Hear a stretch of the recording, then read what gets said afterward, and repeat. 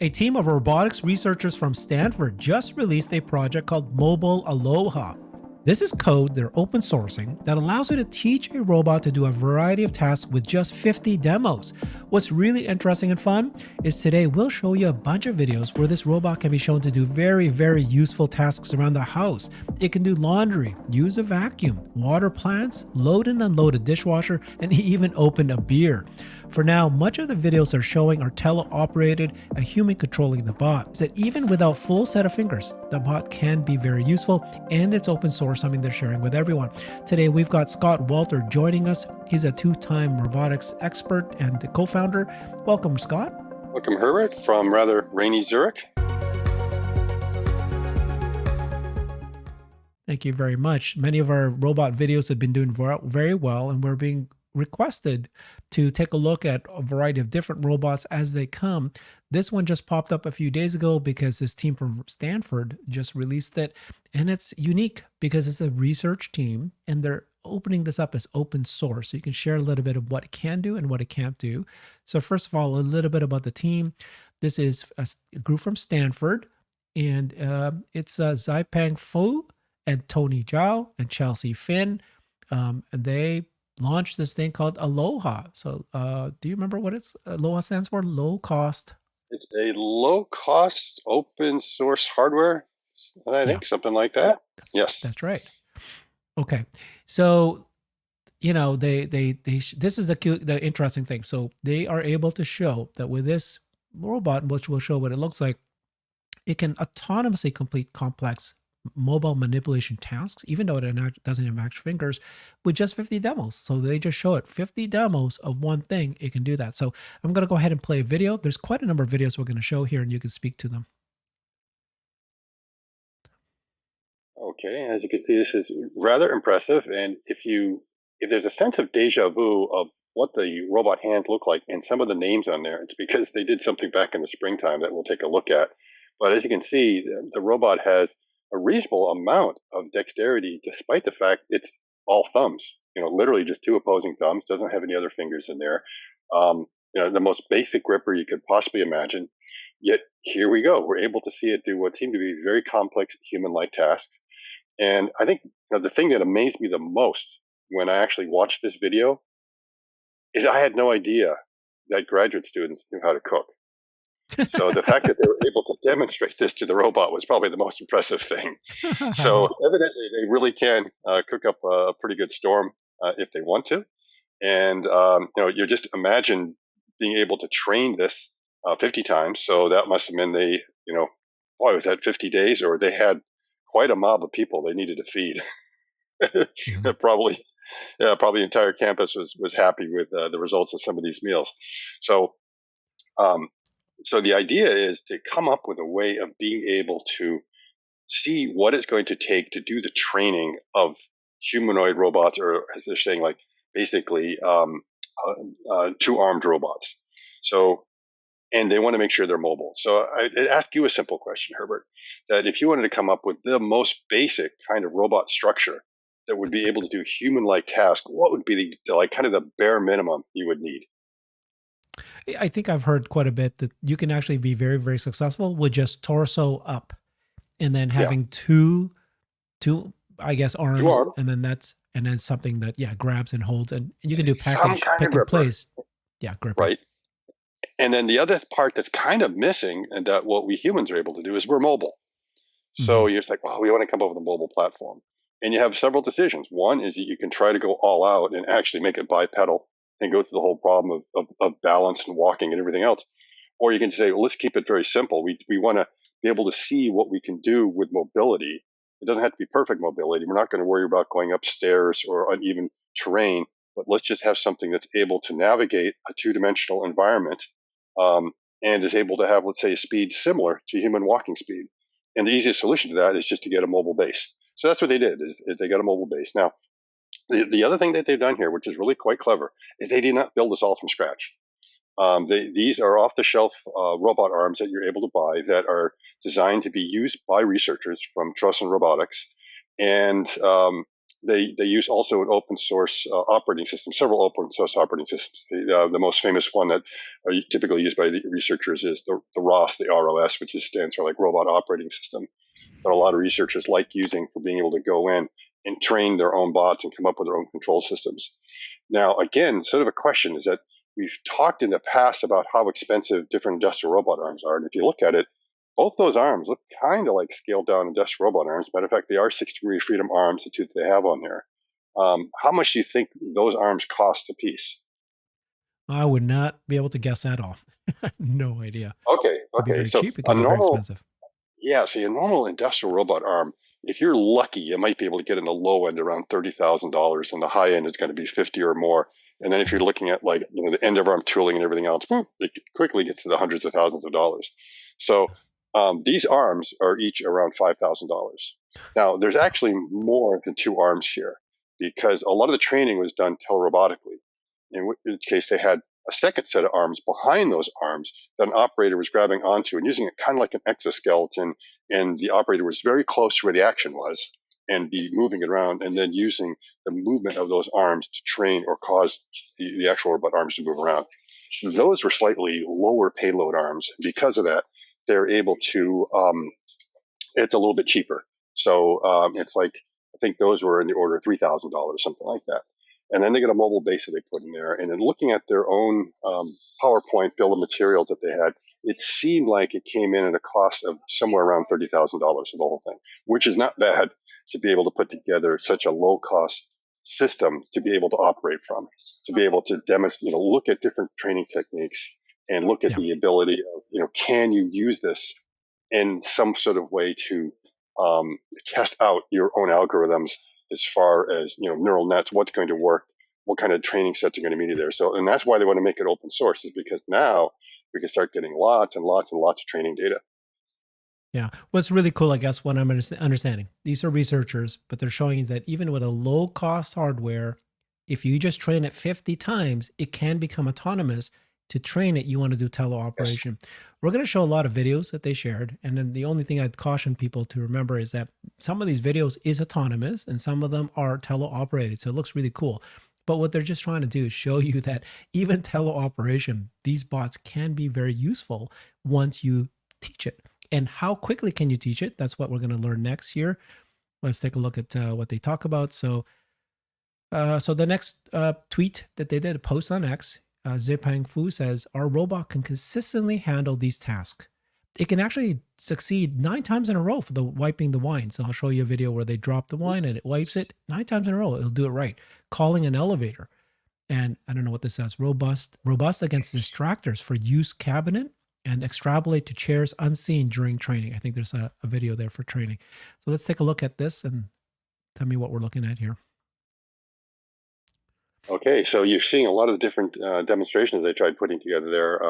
Calling the elevator, which seems like it should be a fairly straightforward task. You just got to go over and figure out where the button is. But again, just showing it again and again. It might have been one of the first tasks they did because it's so easy, especially if you have to do it 50 times. And then others of cleaning up the wine has to go over, find the rag, lifts it up, lifts up the glass, and go ahead and clean underneath, and identifying that. And so again, they're going back and forth several times, just doing it again and seeing that it's able to pick up the fact that it's maybe not in the exact same location that it was every time, but good enough for it to be able to do the task.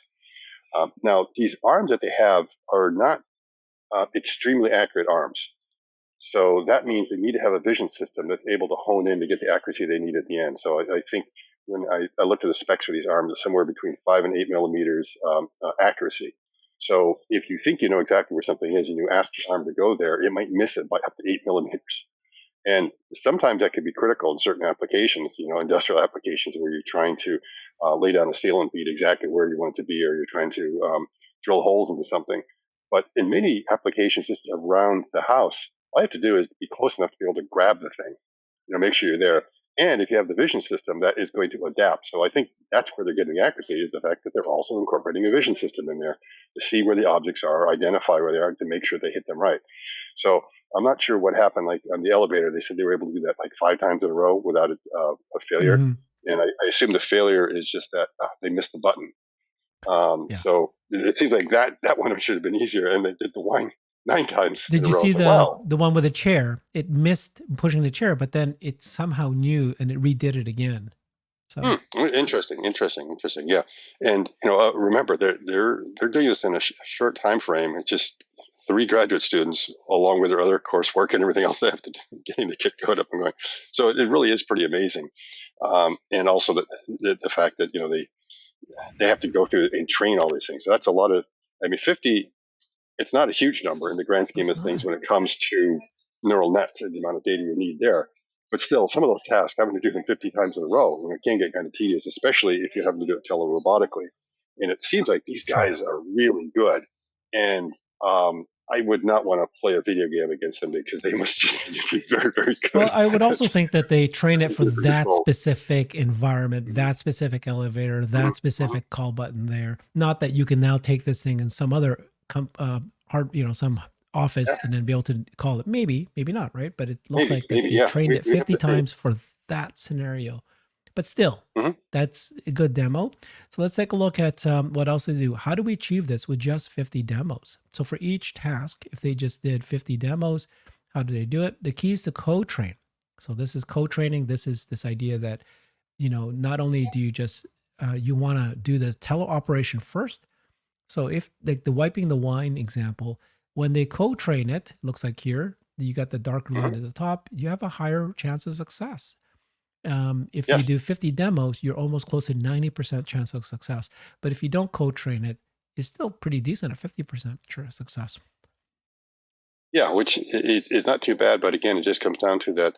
The more training data you have, the more likely it's going to understand the scenario and how to operate within that scenario because it's able to see how it has to adapt to what might be a slightly different situation.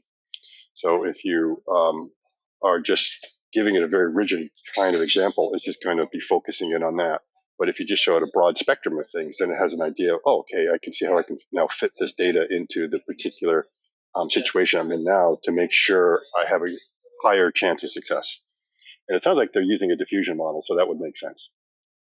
Okay. And I want to show this video here, which is, I think, is that similar to what we just saw already? Yeah.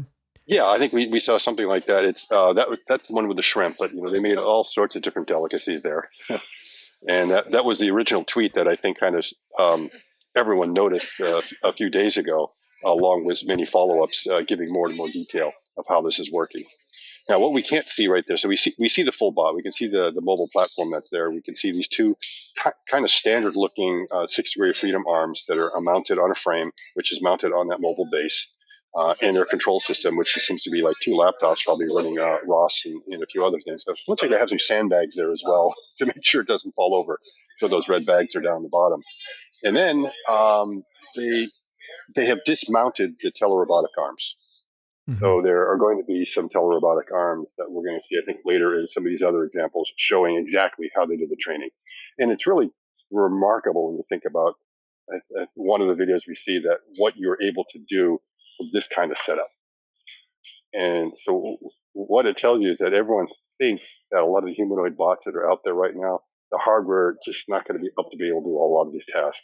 That's like, no, it doesn't. The hardware is probably more than up to the task. It's just going to be coming up with a really good control system. And so what they've done is like almost from first principles, the fact that they're doing telerobotics with something like this, which is a very flexible system, not very good hands, yet you've got a very good brain, which is the teleoperator. And the teleoperator is able to demonstrate that, yeah, you can do some rather remarkable things, quite a lot of dexterity with this. Now, if you're able to come up with a really good AI brain, that means, yeah, you can do a lot, especially if you start getting a full hand rather than that kind of hand that's in there. And especially if you have things like higher payload. So the thing about these arms, I think the payload for the main arms is like 750 grams. So that's less than 1 kilogram for each arm. And so that's going to be the maximum weight. And you know that the humanoid bots that are out there can do way more than that. They can do order of like 10 kilograms or more straight out. And I think, even in some cases up to 50 pounds, depending upon how they're lifting it. So they'll have definitely more power to be able to do more strenuous kinds of activities. But still, I mean, with 750-gram kind of payload, they're able to accomplish quite a bit. Yeah. I hope people who are watching this finally understand that it's not that difficult to actually have a useful robot doing simple Hmm. tasks. Now, of course, Yes. there's caveats all over the place here, but that's why they're doing this demo. This is a bunch of graduate students, open source, just co-training it, and it's able to do a certain task almost 100% once you Yeah, train it for I that just have to, specific task. yeah, I have to just correct you there, Herbert. I'm a Yeah. stickler for this. It wasn't a bunch of grad students. It was a trio. A bunch is five or more, and that was not a bunch. So they did it with three. Thank Okay. you, Scott. Okay. So let's more what they said here. So they're saying here code training improves the performance across all the tasks, is compatible with ACT, diffusion policy, and VIN, is robust to different data mixtures. So if you see this a little closer, the wiping the wine task took 50 demos. Um, and then you can see that cooking the shrimp took 20 demos. The using the cabin is 50. You can see that that's the way. High fiving, Mhm. just 20 demos. And that's all it needs to be able to Wow. do that. Wow. Yeah. So Yeah. I imagine that. So high fiving. Yeah, I guess you could do it in a few. The question is who's hitting whose palm? Because when you do a Mm, high five, who's the right. onus on to make sure that you're hitting? Yeah. So if the human is making sure they hit the robot's Yeah. arm, but if the Yeah. human is playing games and the robot's going to track, that might be something else. Maybe it takes more than 20 to Good do it. point. So I would have thought it's like, well, I mean, okay, if you do that in 20, you should be able to do the elevator in 20. The others, yeah, I can understand needing at least 50. Yeah. Okay. And then so Tony continues on. This is the hardware. So this is, he introduced the hardware. This is a few months ago. I think he did this one. And he said it took my one of the most high effort projects in my past 5 years, not possible with my team, Zaipeng and Chelsea. So let's take Yeah, a look at what it's capable absolutely. of doing. They Yeah. must have spent a lot of nights. Yep.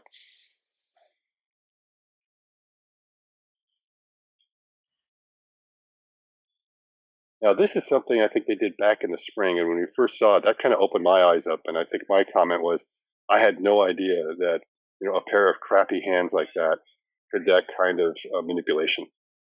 Being able to do cabling, and in this case, being able to do a zipper. Just look at these tasks, and it's showing. Of course, it's being teleoperated, but at the same time, it's showing you do have enough capability with a telerobotic arm to do quite a bit. A lot of things that you thought you couldn't do before. And from this, they clearly get the skill. And of course, after seeing this in the springtime when they showed this the other day, the names are very familiar and the hands are very familiar, and say, aha, that's the same group. And they've moved on and are doing bigger and better things, and realize that hey, we just don't want to have the robots mounted to the table. What happens if we make them mobile? And But it looks can like we here create that a? it's they sped Mhm. up the video by 10 times. So it looks very Yes. impressive, but he's doing very slowly. And of course, he's Oh yeah. actually the one manipulating it. He's actually the one doing it. What's It's cool is that tedious. after 50 training though, then that's what they're saying. It could already do it autonomously. That's the thing. Yes, yes, yes. So they came up with another layer that here to be able to take the data to use it for training. So before, I'm not sure if they're doing any training on that, or if they were just trying to proof of concept to see what can we do with this, what are the capabilities. And I'm sure that was tedious. I mean, it's like the So feedback and slow. everything, and being able to see it and realizing that it's going out of the grip. But probably they weren't just training the robot; they were training themselves. So the teleoperators are highly trained right now. They know what they're doing, so they are able to take on some of these tasks that look rather challenging. And of course, later today, I think they set out or earlier today, they released another video of We can bringing it play that. home. Yeah, Yeah, it's a very and impressive that there, video. What it can do at yes, home. Wait for that, mm-hmm. guys. It's very, you'll be Mm-hmm. shocked to see what it can do at home. Yep. All right, let's continue on and understand better what they're saying here. So here's discussing the hardware. So the reason they did it was they want to be maximally user friendly for researchers. So this is why they're doing it. It's for researchers, simple, dependable, and performant. The whole system Mm-hmm. costs, like you said earlier, to less than $20,000. Yet it's more than capable than setups with 5 to 10 times the price. The whole goal was to be low cost, Yes. versatile, intuitive, repairable, easy to build. Here's a low here, very capable, low cost. Look at all the other examples of other companies out there, $1 million, so expensive, and they're saying, "Hey, Yes. you don't need that. Yes. Simple." Yeah, and I think Unitree is announcing their bot, which I think around $90,000, and it doesn't have any hands, but it is a Mm, bipedal robot.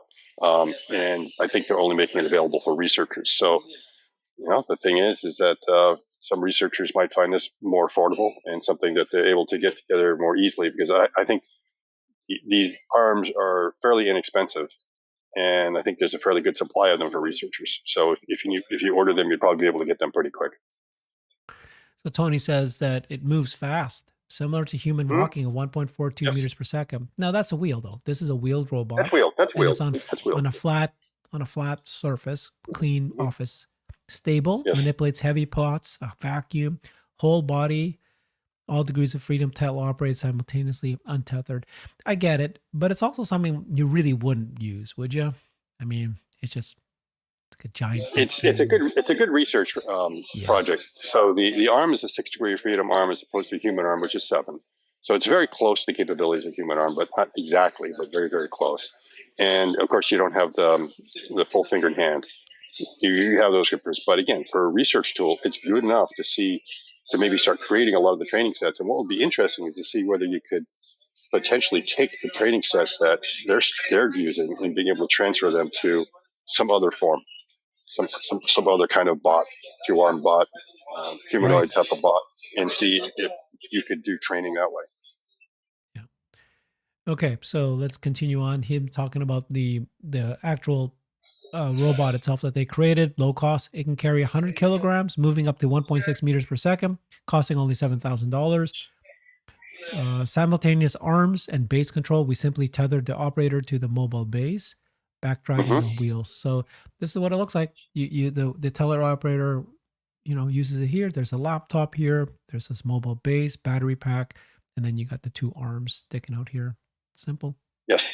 So you see, it almost becomes like an exoskeleton for the operator, so that you have the 2 arms that are linked together, and as one moves, it causes the other to move. And again, this is those arms that you're able to buy from Trust Center set up to be able to do that. And using the ROS operating system, you can very easily get the joint values of one bot and then copy them to another. So I think it's like a one-to-one kind of joint mapping that's going on that makes the telerobotic control very easy. Yeah. All right. So now let's get to the fun part.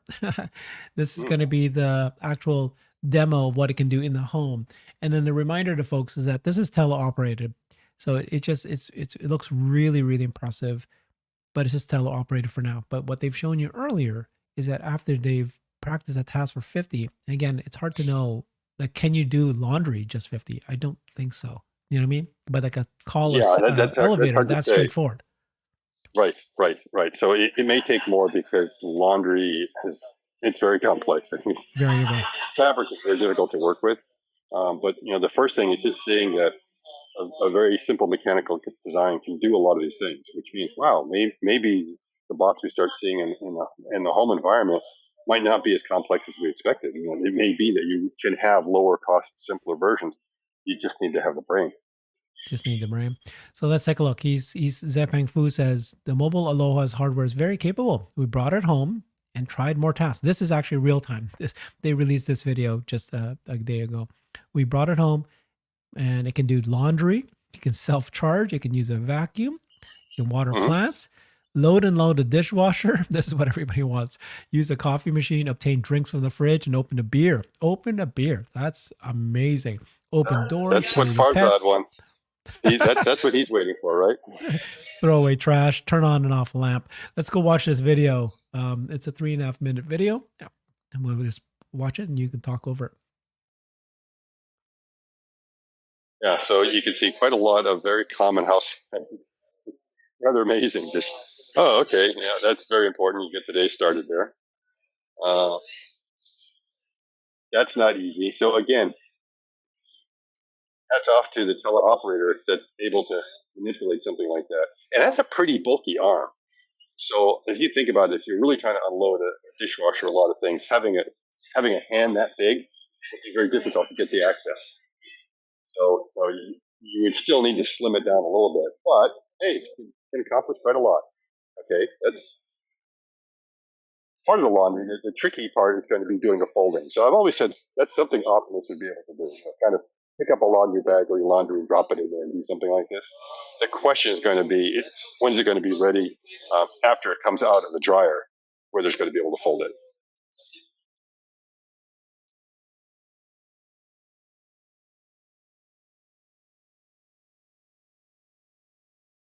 Okay, so again, this is something we talked about. We should be able to do that. Empty the dryer. The question is, what's going to happen now? Now, this is impressive. That, and this is Yep. even more impressive because I can't even do my own pillows. Okay, so now I'd like to see them do that 50 times. It would drive you crazy. Yeah. Trying to trying to teach that particular task at least 50 times, but still, it shows that capability is there mechanically in those arms to be able to do it. And they've also designed it to have the right kind of work envelope. It's able to fit in the home environment, it's able to reach over and do everything. So here it's going to come down to they are attempting to do a little bit of folding the laundry, which you can see is pretty tricky. So yeah, maybe it is one of these things that Optimus would be able to fold the laundry. Yeah. But that example right here, right, of like zipping up a shirt, unzipping it, putting on what this is a hanger, and then putting onto the Yep. closet. To what extent, Scott, do you think that, let's say this robot is taught, somebody spends 100 times doing it here, could then this robot be able to replicate this in another home because it's been taught this one time? That's a good question. And I'm assuming in the end, it shouldn't really matter which home it's in. If it's just kind of looking on a bed that has these items on down there and it's seen those items But before, it should be able to yeah, do it. Yeah. right. The idea that Mm-hmm. you zip up the shirt, you put the shirt in this thing called a hanger, and Yep. then you put the hanger into this thing called a closet. That part could be taught. I mean, Mm-hmm. Yeah, and it could be. And then you just have to teach it where the closet actually is in this particular house and where the bed is. So it knows that if it's unloading the dryer, where does it need to kind of bring the stuff to use as its folding table? So you always need some kind of workspace for it. And so those might be things that will just get identified after a while and knows, okay, that's where it is, this particular house. But the individual task would be there. So once again, they are proving be a little bit wrong on the capabilities there. It looks like folding laundry is happening here. Not autonomously, but the capability is there. Okay. That's cute. I mean, Yeah. obviously it's fun too, but at the end of the day, right, Scott? Okay. I mean, it's Okay. So it's not. so now everyone's saying like, was that CGI? And we can say, well, that wasn't CGI, and now it's going to be okay. It wasn't CGI, but was it teleoperated or autonomous? Okay, that's a well-made video, and it's showing the capabilities, and that who knows that what we're going to see in December of this year if they're You able mean to to take a say lot of that those things in order to be successful, they need to show that it's autonomous, not autonomous. teleoperated? Mm-hmm, mm-hmm, mm-hmm.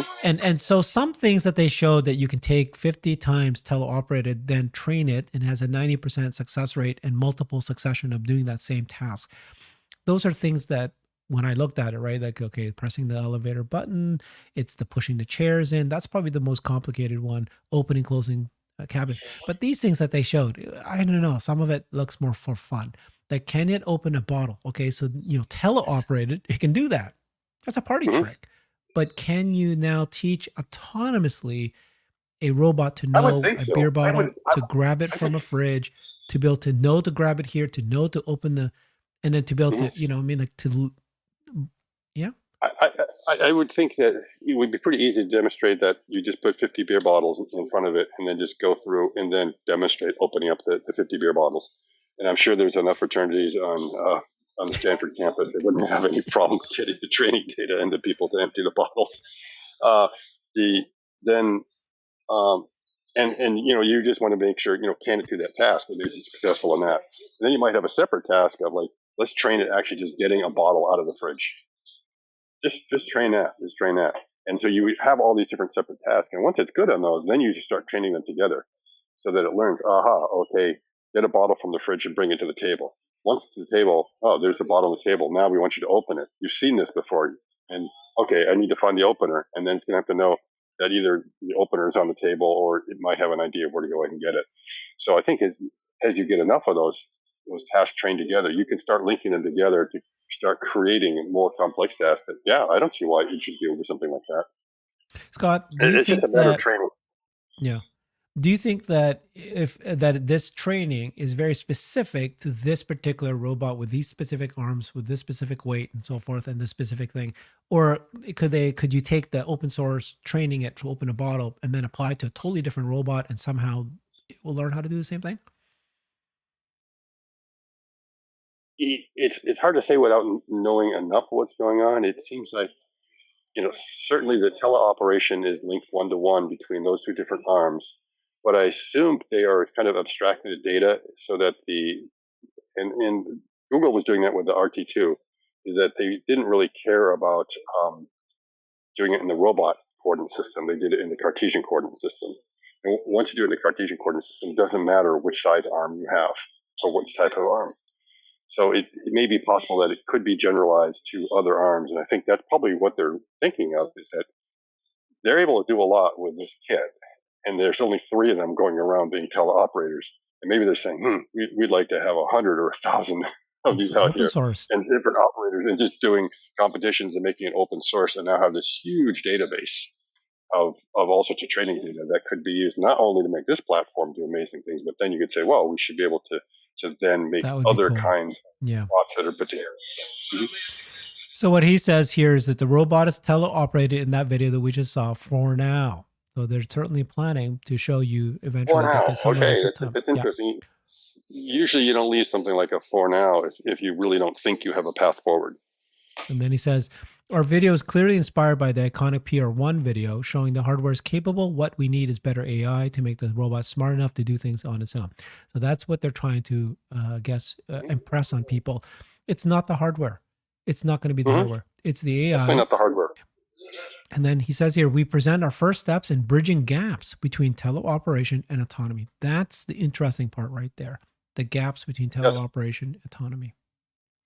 yes, yeah. And so that they're starting to make those first steps. And again, it goes down to they're not just making this discovery that it just comes down to better AI. We know that also Brett Adcock said the same thing a few weeks ago, that that the AI is what they need to get everything to work. But he's been surprised that the AI seems to be coming faster than the hardware, getting the hardware ready. But now I think the argument can be made, the counter argument, is like, well, don't worry too much about your hardware. The hardware seems to probably be good enough for what everyone has. If it has the same kind of degrees of freedom as a normal human, you should be able to do most human tasks now. So Scott, one of the big debates, and I guarantee you there's going to be an audience member every one of these robot videos, and then they hammer saying, you're being irresponsible for saying that these bots, it's going to be, available in a factory in weeks. It's going to be thousands and thousands of them. And, and I'm like, nobody here has ever said weeks. Nobody said thousands. What we're trying to show is this kind of example that you don't exactly need a very complicated robot. You can just use torso and arms. You can find jobs that it can already replace that are very simple pick and place. And there are already robots today being used in a factory doing these things. And so what is exactly people are freaking out about? I'm now, in this video might confuse people because they might go, I'm saying that, oh, this robot will be at home folding laundry. That's what this video showed, but clearly it was teleoperated. So teleoperated is nothing. It's just me. It's like me putting on these little pinchers and me doing it, and that's all that is. But But what they again, need to show, it's the first principles, the idea that, okay, we don't have the AI right now, so we're going to use your brain instead. So we're showing that if you connect a neural network to this robot, it can do a lot. uh, So that's the proof of concept right there. The proof of concept is it does not take something extremely complex to be able to do what seem to be complex human-like tasks. So that's the first thing. Now we're just waiting for the AI to catch up. And yeah. part of this is that the AI may exist to be able to do this. The training sets don't. That might be the problem right there. There's not enough training data. Yeah, and that's what they showed at the beginning, right? 50 Mm-hmm. demos is enough to train a robot to move from one location to the elevator and press the call button. Or even the more impressive one is to wipe the wine. Now, when they did the wipe of wine, I wonder, like, what happens if it's spilled in a different part of the table? What if the Right, spill was right. much bigger than it was? That part I don't think it might know. It just doesn't recognize a glass wine, and wherever the glass wine is, it'll know to pick that up and wipe it. Yeah, yeah. That I don't know, because it seemed like the wine glass was always going to kind of the same place. Obviously, the sink was always in the same place, and the dish rag was always over the same place. But yeah, the wine glass seemed to be in the same location each time. And the question is, for it to be really usable, is that it needs to be anywhere on the table, and for it to notice like a fine waiter that notices, oh, someone just spilled their wine, and kind of comes over and just cleans it without you even noticing it and disappears. Yeah, I have a feeling that the wine was exactly in that location. The spill is just very small, one wipe, and that's all it was. Yes, it's very close. Every time it's in about the same Yeah. location. Yes. Okay. So, Scott, what's your summary of what you saw here today? How important is what they're doing? Why are they doing this open source? And what do you get out of this? Well, I mean, the important thing is that it shows that there is a lot of interest uh, in trying to solve these kinds of problems. Researchers are taking this seriously now, looking at how do we solve the humanoid form, coming up with the training sets, and coming up with embodied AI. Because 2024 is definitely going to be the year of embodied AI. And we need training data, and we need a lot of different researchers attacking the problem from different ways. So now you're finally having something which is low cost that everyone can start using, which is the idea of being open source. And of course, it's getting more and more people to start thinking about this and start talking about it, because the robots are coming, and they might be coming a little bit quicker than people expect. And so you should at least be thinking about, what would you do if this capability was available tomorrow or next week or next year? It's something that will affect corporations, and also it's something that people might find to be very, very useful in the home. I mean, what level do you need for a robot that you would want to be in your home, being able to do different tasks like this? And does it have to be a perfect humanoid, or do you think something that looks kind of similar to this, probably cleaned up a little bit, would that be enough for you? Can you just summarize what is it Tesla is doing that's very different than all the other bots out there, or even just what they showed here? Okay, well, I think clearly Tesla's they're biting off a lot more.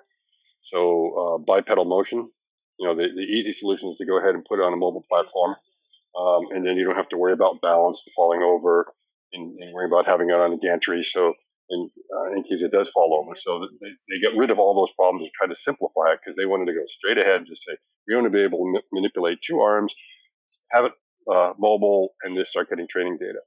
So Teslas have to build quite a lot more here, and to be able to demonstrate everything that you need for the full body. So not just walking, but then the entire torso, the movement of the torso, the fact that the arms and the torsos are integrated together in doing their movement, and of course going for a total five-fingered hand, and making sure you can do tasks with the five fingers. And a lot of it's going to be because the tasks they are looking for are, of course, things that are going to be happening in the factory. So they are designing it more for that. I would think he could also spend a day at home. It'd be rather interesting to see whether anyone at Tesla has attempted to do something like that.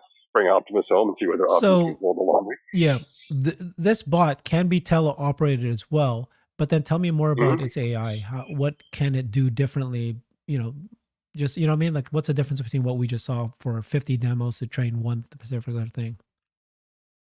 Yeah, I think the fact they have a much bigger training compute would allow them to be able to do a much larger training set, and probably, I imagine if everyone's coming up with being able to come up with solutions with only 50 sets of training data, that's rather amazing. And I would think Tesla is also doing the same thing.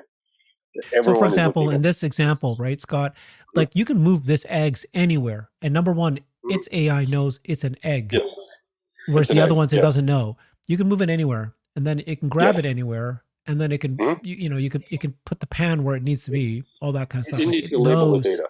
Hmm. you don't need to label the data. It already figured it out Right. on its own through It, it, previous it kind of videos. right. So what it's doing is it understands that this is an egg. That's the egg I want, and put the egg anywhere you want, and it should go over and find it. We saw that with the block demo, that the blocks are moving around. So it was like identifying a particular kind of object that it wanted to get, and just went for it. So again, once you train these things, it won't matter where everything is in the environment. You can just move things around and it will sort it out and figure out what the solution to that problem is, as opposed to if it's something that's fixed right in front that you're teaching again and again and again, it might only have a little bit of variability within a small range, as opposed to sort of understanding what's going on in the entire environment. Yeah. And the other thing that I think people don't understand is that when Tesla talks about vision, real world AI, what they mean is that when you press on, the camera turns on, the camera looks around and it knows its environment. It knows that there's a light here that is 2 feet away. You know what I mean? It knows that that's a tree standing right there. It knows that this is a floor and this is walls. It can map out what is I can walk into and what I can't walk into. Very few other bots out there can do that, right? They can't understand their environment and know what it is they're looking at. Yeah. Right. And I'm imagining that you're going to have and the other thing that we could see that Optimus is now doing is in the fingers, that it has sensors in the fingers. I'm sure that the grippers that we were seeing in the Stanford example, they probably have like a little bit of force feedback, so they know when they're closing, like, oh, okay, that's enough clamping force. That's all we want to use in this particular case. So they may not have the sensor tech that you are seeing in Optimus that will allow it to do maybe more delicate tasks in a wider variety. The other thing that we're sort of seeing is that as you begin to go multimodal with your training sets, it seems that it's converging a lot faster than before, where you're just kind of looking at it in more of a sort of a linear data set. So if you're bringing in not just tactile data and vision data and force feedback data, it seems that they may be able to train these things a lot faster, which is why you might be seeing these training sets don't have to be, in the hundreds of thousands, but will just maybe be tens of examples, and that would be enough. Right. Fantastic. Thank you for doing this with me. I wanted to show this because this caused quite a stir on the X community. People were excited to see this. Of course, you need to point out that this was teleoperated, but there's value in what they're showing because they showed that after 50 demos, you can actually then teach it to be autonomous. And so it's just the teleoperation can teach a robot. And then they're just showing that even with just what they've got built, it can be quite useful. Yeah. So you don't. So the bots are going to be coming into your home. Do not have to be expensive. It's interesting.